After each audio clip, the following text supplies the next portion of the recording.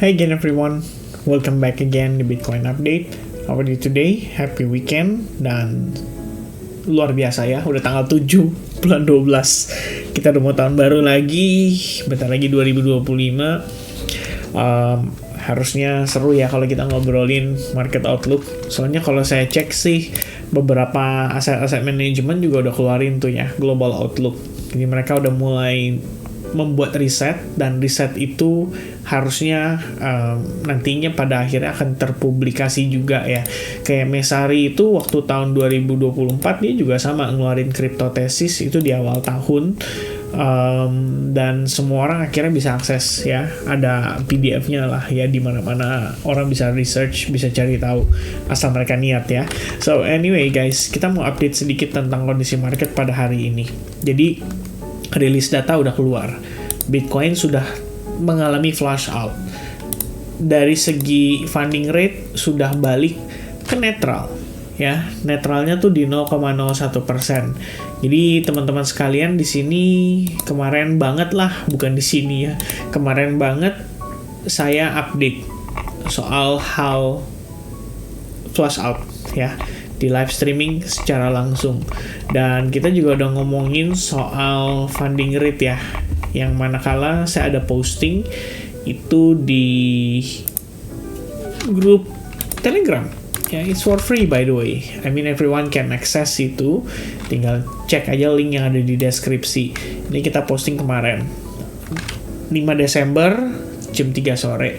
Jadi 100.000 itu justru menjadi concern karena saya bilang long short rasionya tuh 1:8. Artinya long lebih gendut. Dan itu bisa jadi magnet untuk sweep liquidity. Yang kayak gini, yang ningkatin resiko flush out karena market perlu menyeimbangkan buyers and sellers. Well, technically, that is exactly what happened with Bitcoin tadi pagi. Ya, 354 juta dolar kena wipeout. Sekarang udah berbalik, shortnya naik lagi teman-teman. Long short rasionya secara position sekarang udah turun ke 1,5 yang tadinya 1,8. Tuh, ini keseimbangan ya teman-teman sekalian. It's all about balance. Jadi kalau kita ngecek dari sisi liquidation tuh udah mulai keluar lagi ya bensin buat dia naiknya gitu. Kalau tadinya kan berat sebelah nih, next pay-nya di sebelah kiri doang. Kalau sekarang sebelah kanan udah mulai gendut lagi. Jadi udah mulai balance, udah mulai stabil ya. Buyers and sellers mereka equal dalam artian ya sama-sama lagi berusaha berdebat nih. Mereka yang sell short mungkin happy-happy aja ya waktu kemarin kejadian dia turun. Tapi mereka yang long, let's say kayak today, kita juga happy ya, because I'm still holding my position ya on Bitcoin juga. Yang swing trade sama tadi baru entry baru lagi guys ya. Jadi sebenarnya kalau kita ngecek di sini on the daily perspective, kemarin itu apa sih yang terjadi? Satu, short squeeze. Jadi mereka habisin orang-orang yang ngelakuin sell short. Ya, kalau kalian inget tuh paginya sell short tuh kena abis tuh ya. Paginya saya lupa ya berapa ratus juta dolar. Kayaknya 300-an juga dari sisi sell short yang kena waktu paginya tuh ya, masuk sesi Asia. And then subuhnya gantian yang long kena bantai, teman-teman. Nah, flush out yang saya maksud ini berbicara soal longsor, ini baru yang tepat ya. Kenapa sih Vin kayak gitu? Karena again ya, apa yang saya maksudkan dengan longsor itu kalau di dalam benak saya adalah Bitcoin drop sampai ribuan dolar dalam waktu relatif singkat dan terjadi dalam tempo yang sebentar saja. Jadi kalau misalkan dia dibantingnya sekarang, ya 1-2 hari dia udah pulih. Dan ini yang saya maksud dengan flush out.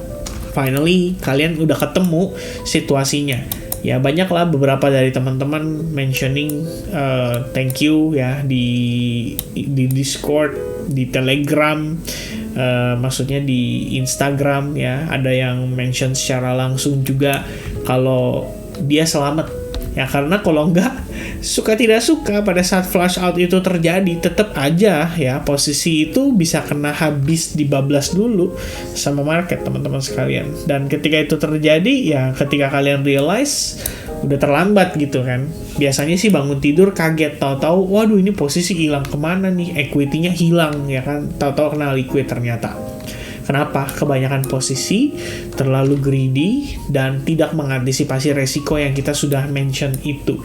Oke? Dan guys, yang namanya flush out itu memang tidak selalu berlangsung dalam keadaan yang lama. Ya, tergantung situasi juga sih. Kalau kita lihat di sini, terjadi paling hot itu ya pada Februari ya. Atau lebih tepatnya pada awal Maret. Ya sama, momennya kayak gitu juga. Tuh, dia turun. Kalau itu 13%, tapi lebih kurangnya sama, 9 ribuan dolar gitu. But next day-nya apa yang terjadi? Naik dia. Sampai beberapa pekan ke depan, masih relatif pergerakannya tuh positif. Up to 16% lagi.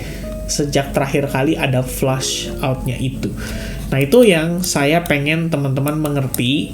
Jadi kita bukan yang namanya mengharapkan ya. Kalau saya kan, kalau bayangannya tuh kalau mengharapkan adalah lu tuh kayak bearish banget gitu. Kesannya kan kayak gitu. Kita bukan mengharapkan, kita tuh hanya mengantisipasi. Apabila itu terjadi, saya tahu saya harus berbuat apa gitu. Setelah itu terjadi, saya malah lebih agresif entry-nya teman-teman ya. Kenapa saya lebih agresif? Pertimbangannya karena seperti yang tadi saya jelaskan, akhirnya funding rate sudah kembali normal. Minimal Bitcoin-nya lah udah balik ke angka 0,01%, berarti posisi market akan lebih kecil peluangnya untuk terjadi yang namanya flush out atau volatilitas signifikan lagi. Ini waktu kemarin nih saya info ya di jam yang sama dengan yang ini juga, karena dia beberapa penjelasan gitu kan. Tapi kalau kamu cek tuh funding rate-nya itu di angka 0,079%. Itu udah dekat 0,1%. Nah kenapa tuh Vin bisa kayak gitu? Nah ini yang tadi saya jelasin. Karena long short ratio, posisi longnya lebih gendut. Jadi bisa dibilang mereka yang nge-sell itu malah dapat funding rate yang positif gitu loh. Jadi malah dikasih duit karena mereka jadi tambahan ekstra likuiditas bagi para exchange ini. Nah kalau angka itu udah gede, itu kita khawatir, kita takut. Biasanya suka ada gerakan yang luar biasa, impulsif. Tapi belum tentu volatilitasnya itu menyenangkan bagi semua orang. Gitu aja. Nah sekarang sih angkanya udah turun pelan-pelan ya. Dia udah mulai ke 0,018%. Kalau bisa lebih rendah lagi lebih bagus. Karena biasanya sih di 0,01% itu kita anggap netral.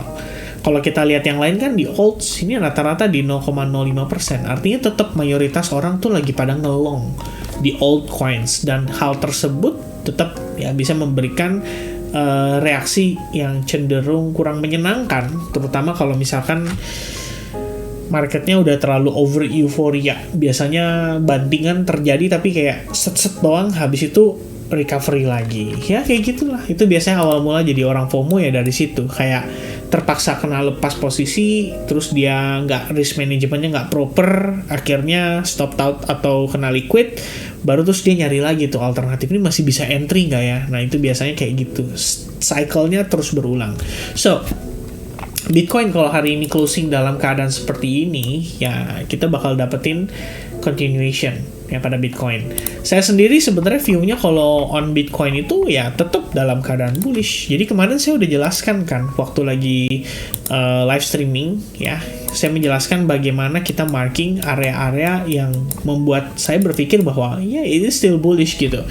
Bahkan tadi ya saya ada entry lagi ya on Bitcoin ya di long position. Sekarang sih udah risk free harusnya ya. Mungkin habis ini saya bakal update ke grup juga ya. Saya bakal bilang kayak guys, ini waktunya geser stop loss ya. Kita minimize risiko kita, jangan sampai dalam keadaan terlalu banyak posisi tapi akhirnya teman-teman malah terjebak ya. Tadi ini teman-teman sekalian ya, saya bilang pamali ya, tapi kita coba apa? Maksudnya nge-share ya. Biasanya sih kalau yang udah seandainya belum di-TP terus di-share, itu pamali teman-teman. Jadi tadi saya bilang kayak gitu. By the way, I might re-entry long on Bitcoin. Harusnya newsnya nggak ada disrupsi, karena kalau saya ngecek data-data yang ada ya, ini sekalian saya bahas aja di sini teman-teman. Average hourly earning naik, bagus karena penghasilan bertambah. Non-farm payroll naik, sudah bisa diantisipasi. Kita tahu kalau ini nggak mungkin di bawah 12.000 ya. Tapi revisiannya menurut saya lumayan ya. Dari 12 jadi kali 3, 36, 300% loh ya. Nah, jadi 227.000. Ini gokil. Unemployment rate-nya doang ya, 4,1 naik ke 4,2%. Ya menandakan atau mengisyaratkan ya, artinya kan efek dari non-farm payroll bulan lalu ya, terasa pada bulan lalu sehingga meningkatlah pengangguran, tapi 0,1%. Cuman kan ini udah sesuai dengan forecast-nya di 4,2%. Jadi statement saya apa teman-teman? Yang pasti it's anticipated. Dan harusnya market nggak akan overreact. Itu nggak masalah. Yang jadi masalah itu kan kalau misalkan kayak kemarin ya, diharapkannya di angka 4,1%, keluar 4,3%, ya kaget orang-orang. Ini kenapa naik 0,2%? Nah, dekat atau sesuai forecast itu sama dengan sejalan dengan yang mereka antisipasi. Artinya mereka sudah positioning sebelum itu, mungkin itu juga yang menjadi penyebab adanya liquidity sweep itu. Ya, liquidity sweep sudah terjadi, market recovery at the end. Kalau saya sih ngelihatnya sebenarnya gini guys ya.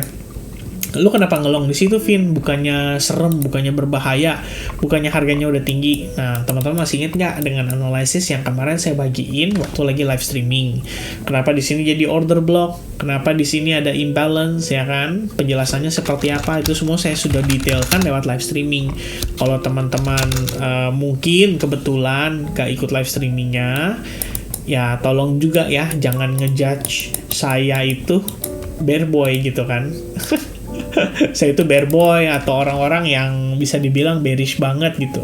Saya enggak ya. I just follow the structure. That's my strategy.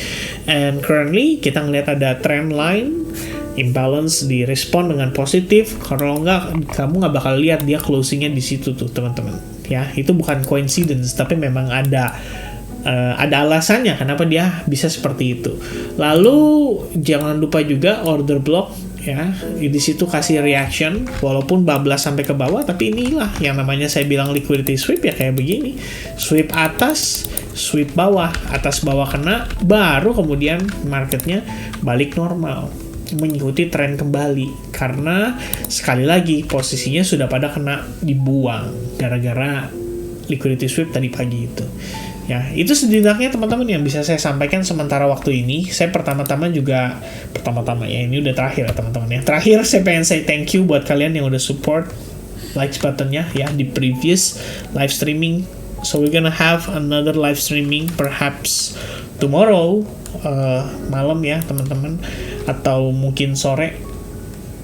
I don't know ya. I'll let you guys know ya nanti lewat Telegram group.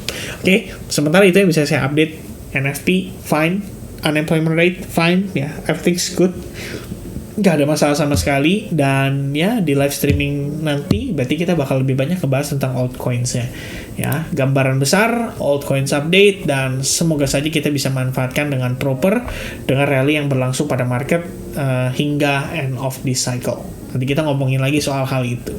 Alright, so thank you very much guys for having me in this video update. God bless to everyone. Have a nice weekend and bye bye guys.